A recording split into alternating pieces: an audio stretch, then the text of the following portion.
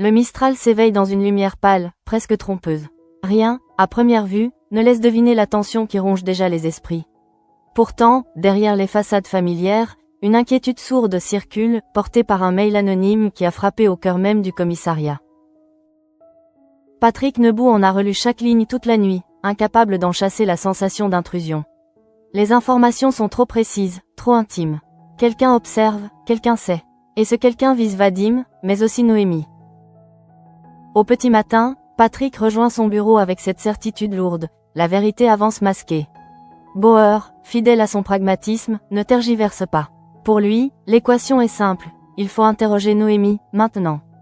Couper court aux rumeurs, mettre carte sur table, protéger les proches avant que l'enquête ne les expose davantage. Mais Patrick oppose un refus net. Il ne veut pas fissurer le fragile rapprochement qu'il construit patiemment avec sa fille. Il redoute surtout d'allumer, chez elle, la mèche du soupçon, celle qui lui ferait comprendre qu'il enquête dans son dos. Entre son rôle de policier et celui de père, la ligne est devenue dangereusement floue. Pendant ce temps, Morgane progresse à pas feutrés. Elle restitue les portefeuilles retrouvés à Vadim et Noémie. Tout y est, sauf l'essentiel. L'ordinateur et l'enregistreur manquent à l'appel. 2 absences trop lourdes pour être anodines. Morgane pose la question qui dérange, qui aurait intérêt à faire disparaître ces objets? Vadim n'hésite pas longtemps et évoque Théo, un nom qui surgit comme une intuition plus que comme une preuve. Noémie, elle, balaie l'idée. À ses yeux, Théo n'a ni l'envergure ni le courage. Elle le décrit avec mépris, persuadée qu'il n'irait jamais si loin. Morgane, méthodique, note pourtant la piste. Elle sait qu'en enquête, le déni est parfois le meilleur écran de fumée. Au commissariat, un autre événement se prépare, chargé d'émotions. Martin, discret et nerveux, confie à Lucie sa crainte de voir quelque chose lui retomber dessus. Il s'imagine une formalité, mais la peur d'un passé qui rattrape ne le lâche pas. La réalité va pourtant prendre une tournure inattendue.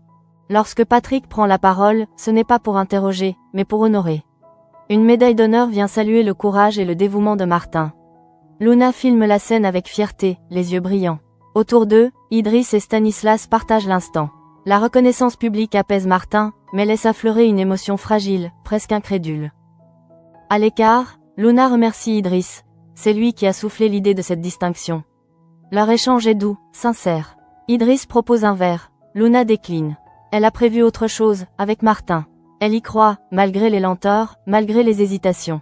Ce n'est pas une fin, se dit-elle, mais un chemin encore à tracer. Non loin de là, l'intime reprend ses droits. Zoé veille sur Ariane, enceinte, attentive à chaque souffle. La bouillotte est prête, les respirations sont guidées, les mots sont choisis avec soin. Zoé aime sa mère plus que tout, mais une colère ancienne s'accroche. Elle finit par l'avouer, la voix serrée. Malgré les blessures, elle est heureuse pour Ariane et Jawad. Ariane l'écoute sans juger. Elle sait que le passé laisse des cicatrices et que l'amour n'efface pas tout. Elle aimerait tant effacer ce qui a fait mal, mais accepte que certaines douleurs s'apprivoisent sans disparaître. Un appel, puis des messages. Mathilde insiste pour que Zoé prenne un rôle syndical. Zoé refuse. Ce n'est pas son combat. Elle se sent déjà, de trop, une pièce rapportée dans un équilibre qui se reconstruit sans elle. Jawad tente de l'aider, partageant sa propre expérience de la colère. Zoé le remercie, touchée, mais lucide. Certaines failles ne se comblent pas d'un conseil. Au commissariat, Patrick franchit un pas supplémentaire. Il montre à Morgane le mail anonyme. La pointe ne remonte rien. Un expéditeur fantôme. Alors Patrick décide d'agir autrement, en silence. Il lance des recherches discrètes sur Théo, étudiant en criminologie. Sans prévenir Noémie. Sans en parler à Bauer. Une enquête parallèle, guidée par l'instinct autant que par la peur. Et c'est précisément à cet instant que la situation bascule ailleurs. Au pavillon des fleurs, Noémie surgit, tendue, prête à l'affrontement. Elle accuse Théo de lui avoir volé son ordinateur. Le ton monte, le geste devient brusque. La menace est là, palpable. Blanche Marcy intervient à temps pour séparer les deux jeunes avant que la violence n'explose. Mais quelque chose cloche. Blanche aperçut un détail, une gêne, une ombre dans le sac de Théo. Un pressentiment tenace. Lorsqu'il s'éloigne, Blanche hésite une seconde, puis décide de le suivre. Dans la rue, elle garde ses distances. Elle le voit s'arrêter, ouvrir un casier et y déposer un objet. Son cœur s'accélère. Et si c'était l'ordinateur de Noémie? À cet instant précis, Blanche comprend qu'en observant sans bruit, elle vient peut-être de mettre la main sur la première pièce d'un puzzle bien plus dangereux qu'un simple vol. Dans la rue encore humide, Blanche Marcy ralentit le pas pour ne pas se faire repérer. Elle garde Théo à distance, attentive au moindre geste. Ce qu'elle a vu au pavillon des fleurs ne la quitte pas, ce regard fuyant, ce sac qu'il protégeait trop, cette nervosité qui trahissait une peur bien réelle. Lorsqu'il s'arrête devant les casiers, Blanche se fige. Elle observe la clé tournée, l'objet glissé à l'intérieur. Le claquement sec de la porte résonne comme une confirmation silencieuse. Elle n'a pas vu l'objet de près, mais son intuition hurle. Quelque chose d'important vient d'être caché. Et si Noémie avait raison, malgré ses certitudes affichées? Blanche n'intervient pas. Elle sait que le moindre faux pas pourrait tout faire capoter. Elle note le numéro du casier, grave l'image dans sa mémoire, puis s'éloigne, le cœur battant. Cette découverte la place dans une position délicate. Agir seul serait dangereux, mais se taire pourrait l'être encore davantage. Au commissariat, Patrick Nebout avance sur une ligne de crête. Les recherches discrètes sur Théo livrent leurs premiers indices. Un parcours brillant, une fascination pour les affaires criminelles et des fréquentations qui interrogent. Rien d'illégal en soi, mais suffisamment d'angles morts pour alimenter le doute. Patrick hésite. Chaque information qu'il collecte sans prévenir Noémie le rapproche d'une vérité qu'il redoute de devoir lui révéler. Il sait aussi que Bauer n'approuverait pas cette méthode. Pourtant, il persiste, convaincu que le temps joue contre eux. De son côté, Morgane s'apprête à convoquer Théo. Elle sent que la tension monte et que la moindre erreur pourrait mettre Noémie en danger. Elle repense au mail anonyme, quelqu'un tire les ficelles, et ce quelqu'un anticipe chaque mouvement. L'idée que l'enquête soit observée en temps réel l'inquiète profondément. À l'appartement, l'atmosphère est plus douce, mais pas moins chargée. Zoé et Ariane reprennent leur discussion, comme si les mots de la veille avaient ouvert une brèche. Zoé avoue sa peur de ne jamais trouver sa place dans cette nouvelle configuration familiale. Ariane l'écoute, consciente que sa grossesse ravive des blessures enfouies. Elle rassure, promet qu'il y aura toujours une place pour elle, même si le passé ne s'efface pas. Les larmes montent, retenues par pudeur. Rien n'est réglé, mais quelque chose s'apaise. Un message de Jawad s'affiche sur le téléphone de Zoé. Quelques mots simples, sincères. Elle esquisse un sourire timide. Peut-être que la colère peut cohabiter avec l'espoir, se dit-elle, sans l'annuler. Au commissariat, la cérémonie en l'honneur de Martin laisse des traces positives. Martin, encore ému, remercie chacun avec une modestie touchante. Luna, fière, sent que cette reconnaissance apaise enfin une partie de ses angoisses. Leur relation avance, lentement, sans promesses grandiloquentes, mais avec une sincérité nouvelle. Pourtant, derrière les sourires, la conscience du danger qui plane sur le Mistral demeure. C'est alors que Blanche prend une décision. Elle ne peut pas garder pour elle ce qu'elle a vu. Elle compose un numéro, hésite, puis raccroche. Dire quoi? À qui? Si elle se trompe, elle mettra Théo en alerte. Si elle a raison, chaque minute compte. Finalement, elle envoie un message bref, factuel, à Patrick, j'ai suivi Théo. Casier, objet déposé, à vérifier. Le téléphone de Patrick vibre. Il lit, relit. Le puzzle s'assemble trop vite à son goût. Le refus d'interroger Noémie, la disparition de l'ordinateur, le mail anonyme, et maintenant ce casier. Il comprend que la marge de manœuvre se réduit dangereusement. Il doit agir, sans provoquer l'explosion qu'il redoute. Dans l'ombre, quelqu'un observe encore. Et alors que le Mistral continue de vivre, ignorant la tempête qui se forme, une certitude s'impose. La vérité est à portée de main, mais la révéler pourrait briser bien plus qu'une enquête. À la tombée du jour, le Mistral ralentit, comme suspendu à une attente muette. Le message de Blanche continue de vibrer dans l'esprit de Patrick Nebout. Un casier, un objet déposé, rien d'officiel, rien de consigné. Juste une intuition partagée, fragile, mais trop précise pour être ignorée. Patrick sait qu'il doit agir vite, sans alerter Noémie, sans prévenir Bauer. Une manœuvre risquée, presque solitaire, qui l'oblige à marcher à contre-courant de ses propres principes. Il attend la fin de service pour se rendre discrètement sur place. Les néons blafards éclairent les casiers métalliques, alignés comme des secrets sous clé. Patrick retrouve le numéro transmis par Blanche. Il hésite un instant. Ouvrir ce casier sans procédure, c'est franchir une ligne. Mais reculer serait pire. Lorsqu'il parvient à forcer l'ouverture, son cœur se serre. À l'intérieur, un ordinateur portable. Le modèle correspond. Le doute n'est plus permis. Ce n'est plus une hypothèse, c'est un fait. De retour au commissariat, Patrick garde l'objet hors circuit officiel. Il sait que la moindre trace administrative pourrait remonter trop vite. Jusqu'à Noémie. Il confie l'ordinateur à Morgane, lui demandant une analyse rapide, discrète, sans bruit. Morgane comprend la gravité de la demande. Elle sent aussi le poids qui pèse sur Patrick, protéger sa fille tout en poursuivant la vérité. Une équation presque impossible. Pendant ce temps, Noémie tente de reprendre le contrôle. L'altercation avec Théo l'a laissée nerveuse, sur le qui-vive. Elle repasse la scène dans sa tête, se demandant si elle n'a pas été trop loin. Mais la colère l'emporte sur le doute. Quelque chose lui a été volé, quelque chose d'essentiel, et elle sent confusément que ce vol n'est qu'un maillon d'une chaîne plus vaste. Elle remarque l'étrange distance de Patrick, ses silences, ses regards fuyants. Une inquiétude sourde s'installe. Blanche, de son côté, regrette presque d'avoir suivi Théo. Depuis, elle se sent observée. Elle craint d'avoir attiré l'attention sur elle, d'avoir mis le doigt dans un engrenage qui la dépasse. Pourtant, elle ne regrette pas son choix. Ce qu'elle a vu était trop important pour rester enfouie. Elle sait aussi que Patrick n'a pas l'habitude d'ignorer ce genre de signal. S'il agit dans l'ombre, c'est que la situation est plus grave qu'elle ne l'imaginait. Au commissariat, l'analyse de Morgan révèle des éléments troublants. L'ordinateur a été consulté récemment. Des fichiers ont été ouverts, copiés, puis partiellement effacés. Pas le geste maladroit d'un voleur opportuniste, mais celui de quelqu'un qui sait ce qu'il cherche. Quelqu'un de méthodique. Patrick comprend alors que Théo n'est peut-être pas seul. Ou pire, qu'il est manipulé. Cette révélation change tout. Le mail anonyme, les informations ultra ciblées, le vol ciblé. Tout converge vers une même logique. Noémie est au centre d'un jeu dangereux. Patrick sent la peur monter, brute, incontrôlable. Pour la première fois, il envisage qu'en voulant la protéger par le silence, il l'est peut-être exposé davantage. Dans un autre quartier, Zoé lutte contre une nuit sans sommeil.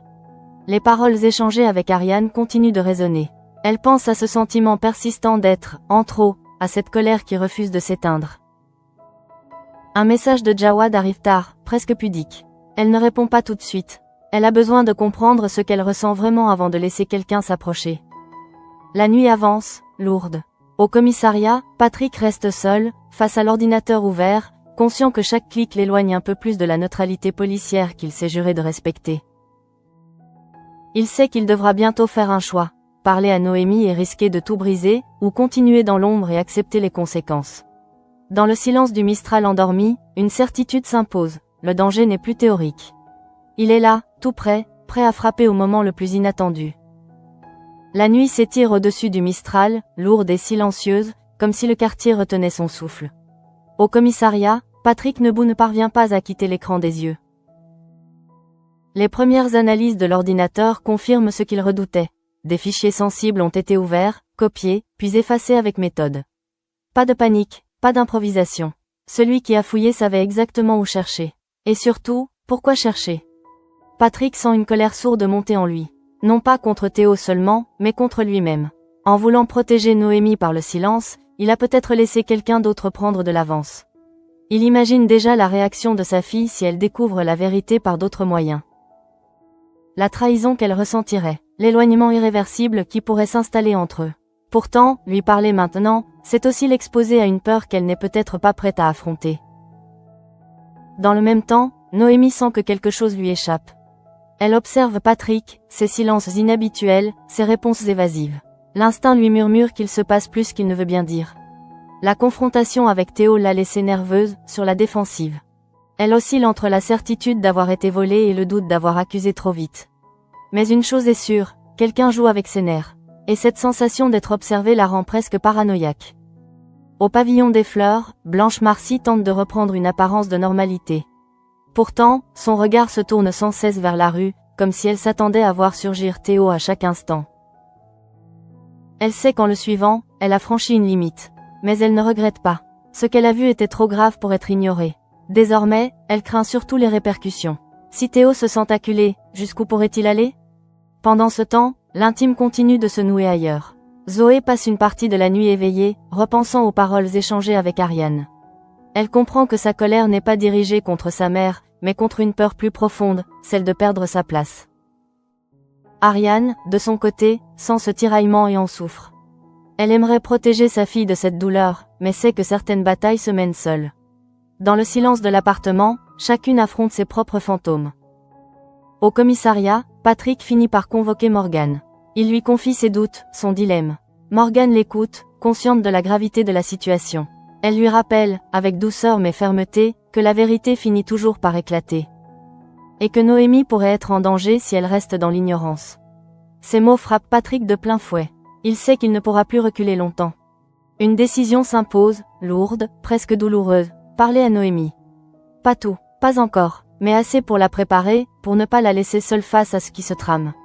Patrick se promet de trouver le bon moment, la bonne façon. Un engagement intérieur qui ne le rassure pas autant qu'il l'espérait. À quelques rues de là, Théo, lui, sent l'étau se resserrer. Il évite les regards, accélère le pas, comme s'il craignait d'être suivi à nouveau. Son téléphone vibre, message qu'il n'ose pas ouvrir. Il comprend que le vol n'est plus un simple larcin, mais une erreur qui pourrait lui coûter bien plus cher. Et cette peur le rend imprévisible. Lorsque l'aube commence enfin à poindre, le Mistral s'éveille sans savoir que plusieurs destins viennent de basculer. Patrick, épuisé mais lucide, sait qu'il ne pourra pas contenir la vérité plus longtemps. Blanche se prépare à assumer les conséquences de son courage. Noémie, elle, avance sans filet, à deux doigts de découvrir que ceux qui la protègent sont aussi ceux qui lui cachent l'essentiel. À l'aube, lorsque le Mistral commence à reprendre son souffle, Patrick Nebou sait qu'il n'a plus le choix. La nuit lui a laissé trop peu de répit, trop de certitudes douloureuses. L'ordinateur retrouvé, les fichiers consultés, la méthode froide et réfléchie. Tout pointe vers un danger réel. Et au centre de ce danger, il y a Noémie. Continuer à la tenir à l'écart serait une faute impardonnable. Il la convoque sous un prétexte banal. Dans son bureau, l'atmosphère est lourde, chargée d'un non-dit presque palpable. Patrick commence prudemment, pesant chaque mot. Il ne parle pas tout de suite de Théo, ni du casier, ni du mail anonyme. Il évoque d'abord une enquête sensible, des éléments inquiétants, des précautions à prendre. Noémie comprend aussitôt que ce discours la concerne. Elle le sent à la façon dont son père évite son regard. Lorsqu'il finit par admettre qu'il a mené des vérifications sans l'en informer, le choc est brutal. Noémie se raidit. Elle se sent trahie, mise à l'écart, traitée comme une enfant qu'on protège malgré elle. La colère monte, mêlée à une peur qu'elle refuse d'abord d'admettre. Patrick tente de lui expliquer, de justifier son silence par l'amour et la crainte de la mettre en danger. Mais les mots se heurtent à un mur d'incompréhension. Pour Noémie, la confiance est rompue. Elle quitte le bureau sans un mot de plus, le visage fermé. Dans le couloir du commissariat, chaque pas résonne comme une fuite en avant. Désormais, elle sait. Elle ne connaît pas encore tous les détails, mais assez pour comprendre qu'elle est au cœur d'un jeu qui la dépasse. Cette prise de conscience la rend plus vulnérable, et paradoxalement plus déterminée. Pendant ce temps, Blanche Marcy sent que l'étau se resserre. Les regards qu'elle croise dans la rue lui paraissent plus insistants, presque menaçants. Elle se demande si Théo a compris qu'il a été suivi. Si quelqu'un d'autre, plus dangereux encore, a remarqué son intervention. Blanche n'est pas policière, elle le sait, et pourtant, elle a franchi une limite qui pourrait lui coûter cher. Malgré la peur, elle refuse de se taire. Elle sait que reculer maintenant reviendrait à abandonner Noémie à son sort.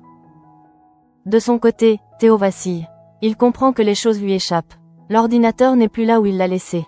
Les messages s'accumulent sur son téléphone, insistants, pressants. Il a l'impression d'être surveillé, traqué. La panique menace de le faire commettre une erreur irréversible. Ce qui n'était au départ qu'un geste calculé devient un piège qui se referme sur lui. Dans un appartement encore plongé dans la pénombre, Zoé observe Ariane endormie. La discussion de la veille a laissé des traces. Zoé sent que quelque chose est en train de changer en elle. Sa colère n'a pas disparu, mais elle commence à se transformer. Elle comprend qu'elle n'est pas seulement la pièce rapportée, qu'elle redoute d'être. Cette prise de conscience est fragile, incertaine, mais elle ouvre une brèche vers l'apaisement. Au commissariat, Patrick encaisse le contre-coup de la confrontation avec sa fille.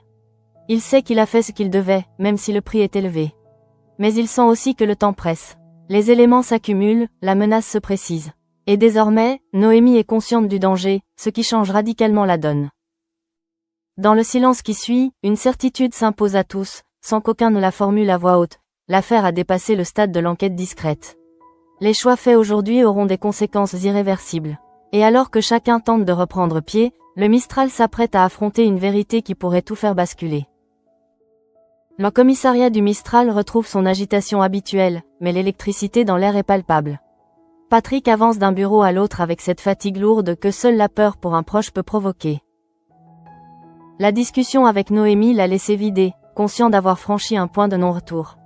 Il sent que chaque décision prise désormais pèsera plus lourd que jamais, non seulement sur l'enquête, mais sur leur relation. Noémie, elle, ne s'est pas contentée d'encaisser la révélation.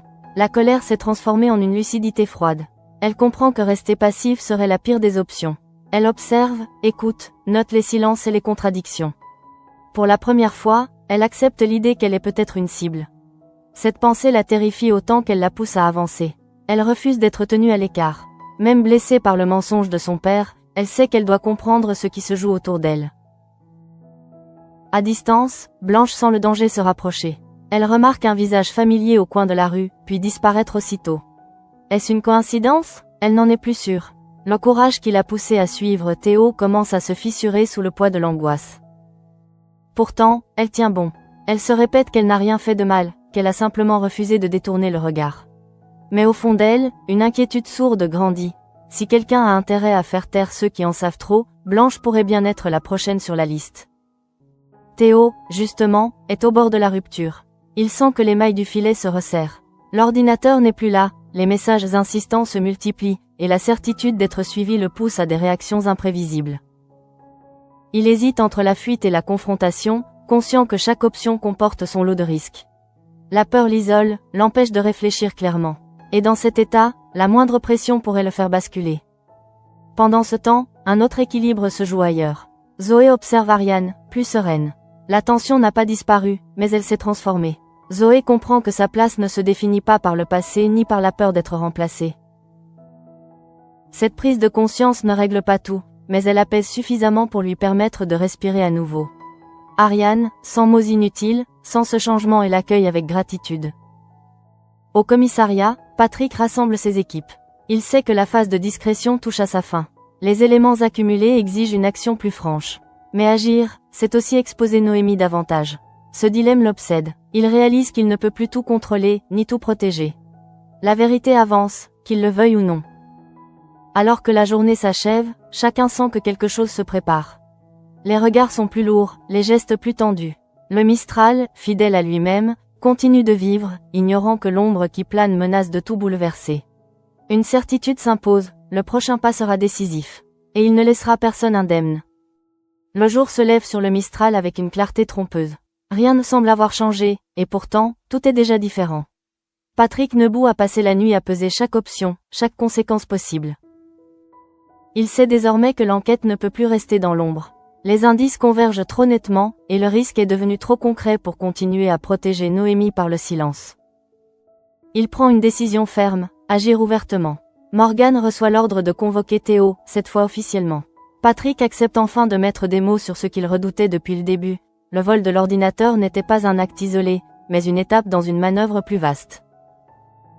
Le mail anonyme, les informations précises sur Vadim, les fichiers ciblés. Tout indique une volonté de nuire, avec Noémie comme point d'ancrage. Lorsque Théo est confronté, la tension est immédiate. Son masque se fissure. Face aux preuves, il tente d'abord de se défendre maladroitement, puis s'enferme dans un silence qui en dit long. Patrick comprend alors que le jeune homme n'est peut-être qu'un maillon, utilisé, manipulé par quelqu'un de plus dangereux. Cette révélation n'apaise rien, elle rend l'affaire plus inquiétante encore. Au même moment, Noémie refuse de rester à l'écart. Blessée par le mensonge de son père, elle n'en est pas moins déterminée à comprendre. Elle observe la scène de loin, consciente que la vérité se dévoile enfin. La peur est là, bien réelle, mais elle se mêle à une force nouvelle. Noémie ne veut plus subir. Elle veut savoir, agir, se protéger. Blanche Marcy, elle, apprend que l'enquête avance. Un soulagement discret l'envahit, aussitôt tempéré par une inquiétude persistante. Elle sait qu'en s'impliquant, elle a changé le cours des choses. Son geste a compté. Mais elle sait aussi que ceux qui ont intérêt à faire taire la vérité n'aiment pas être mis au jour. Malgré la peur, Blanche ne regrette rien. Elle assume, droite, ce choix qui aurait pu la dépasser. Dans un autre registre, l'apaisement fragile de Zoé et Ariane trouve enfin un point d'équilibre. La colère de Zoé ne s'est pas évaporée, mais elle n'est plus destructrice. Elle accepte que le passé laisse des cicatrices, sans pour autant condamner l'avenir. Ariane, consciente de cette avancée, retrouve un peu de sérénité. Leur lien, éprouvé, sort renforcé de cette épreuve silencieuse. Au commissariat, Patrick rassemble ses équipes. Les regards sont graves, concentrés. L'enquête entre dans une nouvelle phase, plus exposée, plus dangereuse aussi. Patrick jette un dernier regard vers Noémie. Il sait que la protéger ne signifie plus lui cacher la vérité, mais l'affronter avec elle. Ce constat lui coûte, mais il l'apaise aussi. Alors que Théo est emmené pour approfondir les investigations, une question demeure, lancinante. Qui tire réellement les ficelles? Qui se cache derrière ce jeu d'ombre, prêt à tout pour atteindre sa cible? Le Mistral retient son souffle. Une page se tourne, mais le livre est loin d'être refermé. Dans le calme trompeur de la fin de journée, chacun comprend que cette affaire laissera des traces durables. La confiance a été ébranlée, les certitudes brisées. Et si une vérité commence à émerger, elle promet déjà d'en révéler une autre, plus sombre encore.